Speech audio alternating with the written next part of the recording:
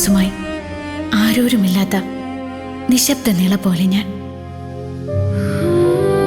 പറയാൻ ഒരുപാടുണ്ട്, പക്ഷേ കേൾക്കാൻ ആരുമില്ല. അതായിരുന്നു എൻ്റെ ജീവിതം.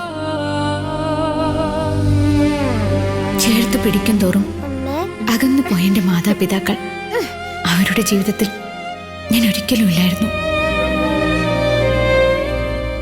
പുതപ്പിനടിയിൽ ഒറ്റയ്ക്ക് വിതുമ്പിയ രാത്രികളായിരുന്നു എനിക്കേറെയും. ലഹരിയുടെ ഗന്ധമായിരുന്നു എൻ്റെ വീടിനെന്നും.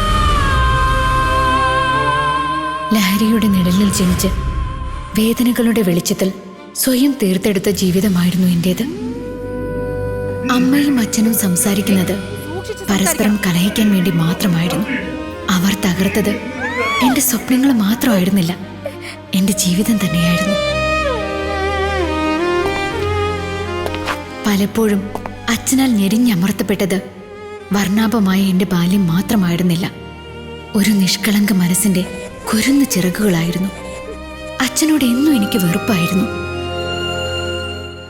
എനിക്ക് ഏക ആശ്വാസം ചിന്നനായിരുന്നു. എനിക്ക് ആരായിരുന്നു അവൻ? ഒരു കളിക്കൂട്ടുകാരൻ, അതോ ജ്യേഷ്ഠനോ? പക്ഷേ ഒന്നറിയാം, അവനായിരുന്നു എനിക്കെല്ലാം. ആഘോഷങ്ങൾ പോലും എനിക്ക് മധുരത്തേക്കാൾ കയ്പുള്ളവയായിരുന്നു.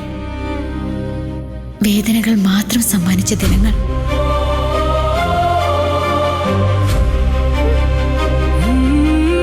ഞാൻ നിള, ഒരായുസിന്റെ വേദനകൾ സഹിച്ചും നിശബ്ദമായി ഒഴുകുന്ന സാക്ഷ്യം.